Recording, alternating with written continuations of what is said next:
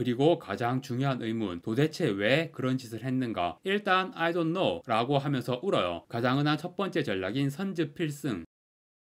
안녕하세요. 다양한 대중문화 콘텐츠를 리뷰하는 남자 머빈입니다. 이번 영상에서 리뷰할 작품은 2025년 8월 28일 공개 넷플릭스 다큐멘터리 의문의 발신자 고등학교 catfishing 사건입니다. 이 다큐멘터리가 지금 조금씩 입소문이 퍼지고 있습니다. 입소문이 퍼지고 있는 이유는 범인의 정체가 너무 충격적이라서, 범인의 정체가 너무 충격적이다 라는 사실 자체가 스포일러가 될 수 있을 거예요. 러닝타임이 94분 정도인데 50분 정도의 범인의 정체가 나오거든요. 그 전에 인터뷰에서 계속 등장하던 피해자의 주변 인물 중 하나가 범인입니다. 그 중에서 가장 충격적이라고 할 만한 사람이 누구일까를 생각하면 촉이 좋은 분들은 바로 알아챌 수도 있을 겁니다. 이 범인의 정체가 굉장히 충격적이긴 한데 일단 왜 그런 짓을 했는지 의문이 들죠. 그런데 저는 뭔가 그럴듯하다고 생각했어요. 범인의 정체나 짐작되는 동기나 그런 부분, 인류사에서 이런 사람들은 꾸준히 존재했지 않을까 싶어요. 다큐멘터리의 내용을 간단하게 요약해 드리겠습니다. 미국 미시간주의 빌시티라는 작은 동네에서 벌어진 일이에요. 2020년 10월부터 시작된 일이고요. 2022년에 범인이 밝혀졌습니다. 범인은 19개월 징역형을 산 후 출소를 했고요. 그래서 이 다큐멘터리에서도 멀쩡한 모습으로 등장합니다. 이 사건은 스토킹 사건이고 동시에 catfishing 사건입니다. catfishing은 아직은 우리나라에서는 생소한 단어인데 온라인 사칭이라는 의미인 것 같아요. 온라인에서 자기 정체를 숨기고 사기라든지 어떠한 범죄를 저지르는 걸 의미하는 것 같습니다. 피해자는 로린이라는 여학생과 오언이라는 남학생입니다. 미국 학년제가 한국이랑 달라서 이 두 사람의 나이나 학년이 조금 헷갈리는데요. 두 사람은 7학년 때부터 사귀기 시작했고 이 사건을 겪는 동안 9학년이 된 것 같아요. 9학년인데 14살, 고1 뭐 이렇게도 언급이 되거든요. 잘은 모르겠지만 한국으로 치면 중3이나 고1 그 시기쯤인 것 같아요. 아무튼 2020년 10월에 처음으로 일이 벌어지는데 학교에 인싸 대장급인 어떤 여자애가 할로윈 파티를 연다고 하고 친구들을 초대했습니다. 오원은 초대를 받았는데 로린은 초대를 못 받았어요. 그런데 오원은 로린한테 같이 가자고 하고 둘이 뭐 가니 안 가니 하고 있는 상황에서 파티를 2주 앞두고 문자 메시지가 온 겁니다. 로린, 오원, 그리고 범인 이렇게 3명의 단체 메시지방으로 해서 메시지가 오는 거예요. 그 단체 메시지방에서 로린을 향해 이렇게 말합니다. 오원이 너랑 헤어진대. 오원은 너를 안 좋아해. 할로윈 파티에서 나는 오원이랑 섹스할 거야. 딱 봐도 누군가 로린이 오원이랑 사귀는 걸 질투해서 악의적인 메시지를 보낸 것 같았죠. 파티를 연 그 인싸대장 친구한테 네가 보낸 거냐 물어보니 당연히 아니라고 하고 그때는 뭐 흐지부지 넘어갔어요. 그 이후로 메시지가 없다가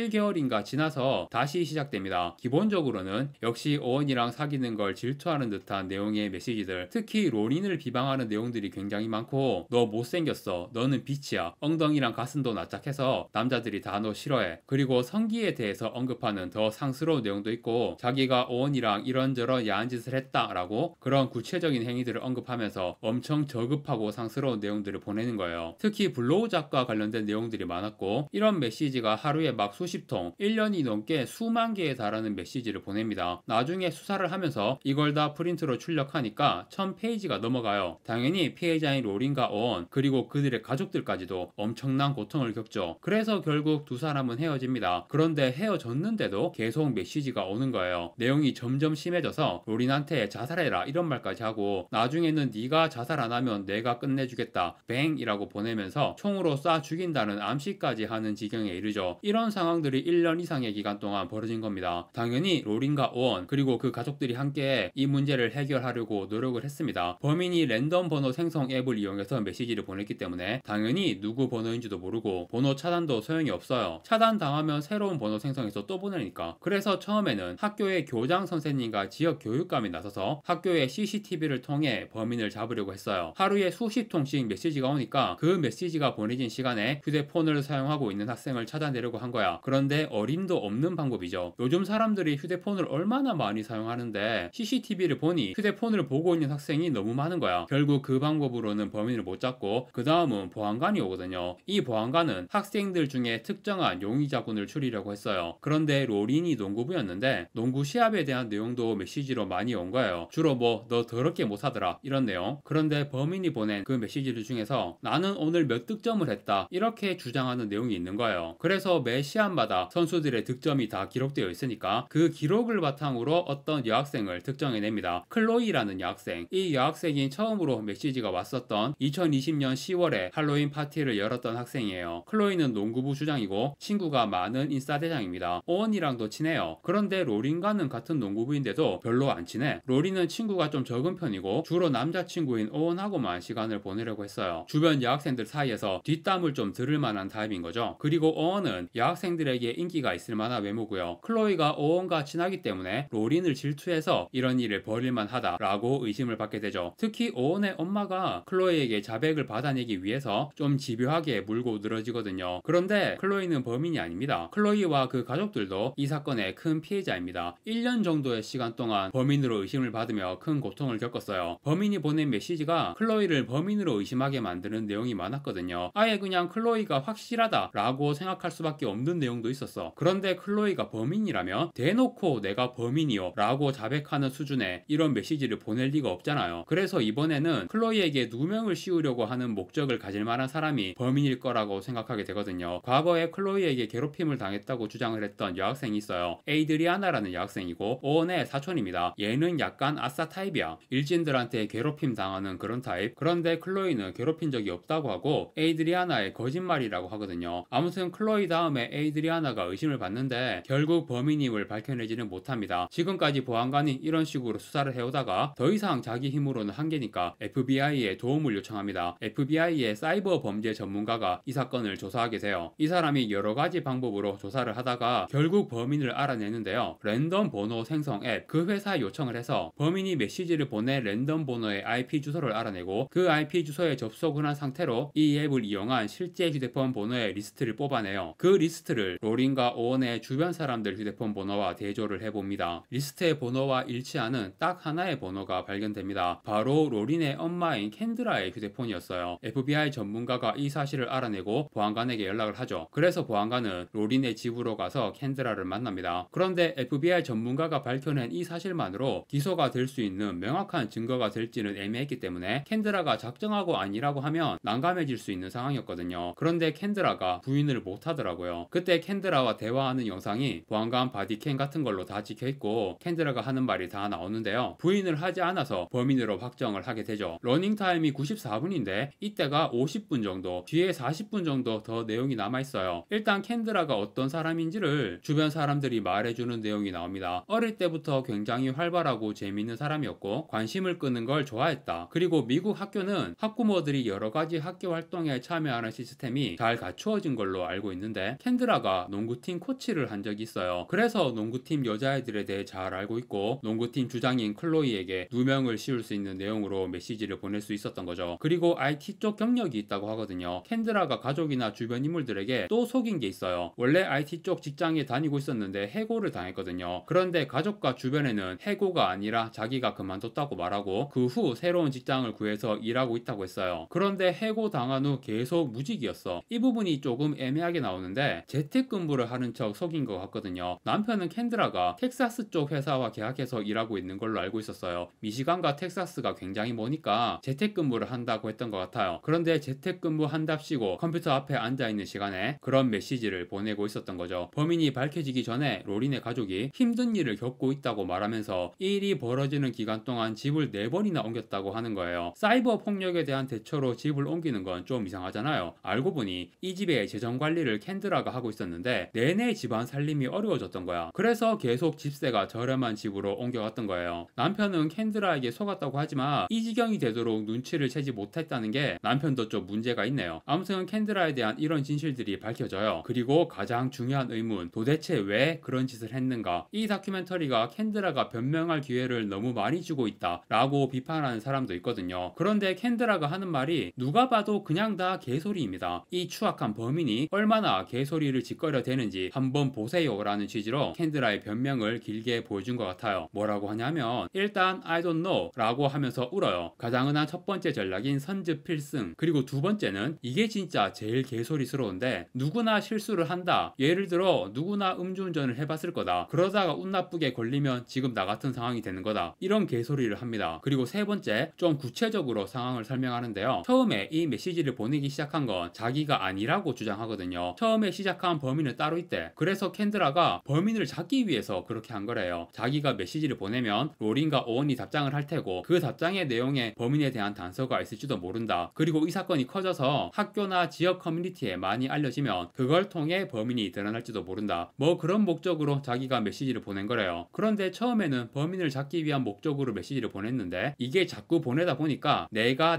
아닌 그런 상태가 되더라. 마치 가면을 쓰고 다른 사람이 된 것 같은 기분이었다. 그리고 지금 직장도 없이 가족들을 속이고 있는 이런 스트레스 받는 현실을 잊게 해줬다. 그래서 멈출 수가 없었다. 이런 소리를 합니다. 정리하면 범인을 잡으려는 목적으로 시작했는데 스스로를 통제할 수 없게 되었다. 뭐 이런 거죠. 그리고 네 번째 변명. 그 메시지로 따르게 했던 폭언들은 사실은 나 자신에게 한 말이었다. 특히 몸매에 대한 부분, 엉덩이가 납작하다 뭐 이런 거. 그거는 나에 대한 이야기입니다. 뭐 이런 소리를 합니다. 그리고 딸에게 자살하라고 한 거는 나는 딸에 대해 잘 알기 때문에 자살할 아이가 아니란 것도 안다. 그래서 그런 말도 할 수 있었던 거다. 정말 이런 식으로 기가 막히는 말들을 계속합니다. 그리고 마지막 변명. 자기가 17살에 강간을 당했다는 거예요. 그래서 딸이 성장하는 게 무서웠대. 자기랑 같은 그런 일을 당할까봐. 그래서 결국 딸을 보호하고 통제하려는 마음을 가지게 되었다. 그냥 보호, 통제라고만 했지만 딸이 성장하는 게 무서웠다면 결국 딸이 성장하기 전에 죽어라 라는 의미로도 해석이 되죠. 자살하라고 보낸 것도 그런 맥락으로 연결되고요. 아무튼 이런 변명들을 합니다. 당연히 철저하게 자기 방어 기제로 점철된 주장들이라서 믿을 수 있는 내용은 거의 없죠. 사실 진짜 이유는 추측만 할 수 있는데 오원의 가족은 캔드라가 오원을 좋아했고 딸을 질투해서 그런 거라고 생각하더라고요. 가능성은 충분히 있죠. 그 메시지가 범인이 오원을 좋아하고 로린을 질투하고 있다 라고 생각할 수밖에 없는 그런 내용들이니까요. 오원이랑 로린이 사귀니까 그 가족들끼리도 친하게 지냈어요. 서로 왕래도 자주 하고 많이 만나고. 그런데 그런 만남들 가운데 캔드라가 오원에게 유달리 살갑게 굴었다고 하더라고요. 이게 가장 큰 이유일 거라고 짐작이 됩니다. 그런데 둘이 헤어진 다음에도 로린을 괴롭히는 메시지를 계속 보냈잖아요. 제가 볼 때 로린이 오원하고 사귀게 된 게 결정적인 계기가 되긴 했겠지만 원래부터 딸에 대해서 어떤 복잡한 마음이 있었던 게 아닌가. 캔드라하고 로린이 별로 안 닮았거든요. 로린이 되게 예쁜데 뭔가 진한 인상의 서구적인 미인의 이목구비는 아빠한테서 받은 것 같아요. 이 다큐멘터리에서 이런 내용은 전혀 안 나오지만 저는 캔드라가 자신과 달리 굉장히 예쁜 외모로 성장하고 있는 로린에게 어떤 복잡한 감정을 품었을 수 있지 않나 라고 생각이 되고요. 캔드라가 어린 시절부터 관심받는 걸 좋아하고 활달한 성격이었다고 하는데 과거 사진을 보면 젊은 시절 외모는 괜찮은 편이에요. 하지만 로린처럼 정통적인 백인 미녀 타입의 그런 외모는 아니죠. 본인이 원하는 것만큼 관심이나 사랑을 받지 못해서 그거에 대한 굶주림이 있지 않았을까. 그런데 딸은 외모가 정말 예쁘고 오원이라는 킹카랑 사귀니까 거기에 직장에서 해고된 거랑 집의 재정 문제를 가족에게 속이고 있는 상황에 스트레스까지 겹치면서 이런 정신병적인 행태가 발현이 된 것이 아닌가. 저는 그렇게 생각을 합니다. 미나우젠 증후군에 대해서도 언급이 되는데요. 이거는 쉽게 말해서 허풍쟁이 관심종자 증후군이에요. 관심을 끌기 위해 거짓을 만들어내는. 그런데 이게 좀 변형되어서 대리 민하우젠 증후군이라는 게 있거든요. 이거는 고통받는 누군가를 보살펴주는 모습으로 자기에 대한 주변의 평판을 올리려는 행동인데 부모 자식 사이에서 많이 벌어집니다. 몰래 자식을 괴롭히고 괴로워하는 자식을 극진히 보살피는 모습을 주변에 보여주려고 하는 거죠. 딱 하나가 정답이라기보다는 이 모든 요인들이 다 작용을 한 것 같아요. 오원에 대한 마음도 있을 테고 미녀로 성장하는 딸에 대한 복잡한 마음도 있을 테고 대리 미나우젠 증후군도 있을 테고 그 외에 뭐 우리가 알 수 없는 또 다른 심리가 있을 수도 있죠. 아무튼 굉장히 충격적인 사건입니다. 다큐멘터리를 정말 재미있게 잘 만들었어요. 엄청 몰입해서 시간 가는 줄 모르고 보게 되더라고요. 실제 인물들이 직접 당시 상황을 연기 비슷하게 하는데 외모가 다들 배우 같아. 진짜 역할에 딱딱 맞는 배우들을 캐스팅한 것처럼. 그런데 배우가 아니라 실제 인물들로 굉장히 흡입력 있게 너무 잘 만들었습니다. 캔드라가 이 다큐멘터리에 당당하게 출연을 한 게 좀 이해가 안 되기도 하는데요. 본인 딴에는 그 개소리들이 누군가에게는 먹혀가지고 비난이 좀 줄어들고 동정도 받을 수 있지 않을까 그런 예상을 한 것 같은데 제가 보기에는 이 넷플릭스 다큐멘터리를 통해서 전 세계인들에게 미친 여자이자 나쁜 엄마로 확실하게 낙인이 찍히지 않을까. 정상적인 생활이 가능할지 걱정이 되지는 않지만 궁금하긴 하네요. 캔드라와 로리는 지금 만나면 안 되는데 아마 접근 금지 상태겠죠. 그런데 마지막에 두 사람이 서로 그리워하고 여전히 사랑한다고 말하는 인터뷰 장면을 보여주거든요. 그러면서 동시에 캔드라가 로린에게 보낸 그 끔찍한 문자들을 계속 화면에 띄워줍니다. 보여줍니다. 이 다큐멘터리는 단호하게 캔드라를 비난하는 태도이고 로린에게도 엄마의 실체를 제대로 봐라 라고 말하는 것 같아요. 물론 캔드라가 저런 개소리 변명을 안하고 진실하게 반성하는 모습을 보여줬다면 달랐을 테지만 다 캔드라가 자초를 해서 이런 다큐멘터리가 세상에 나오게 된 것 같습니다. 이 다큐멘터리를 보고 어떤 허구의 이야기도 현실의 기이함을 넘을 수는 없다 라는 진리를 다시 한번 실감하게 되었습니다. 넷플릭스 다큐멘터리 의문의 발신자 고등학교 캣피싱 사건의 리뷰는 여기까지 하고 마무리하겠습니다. 구독과 좋아요 부탁드립니다. 시청해주셔서 감사합니다.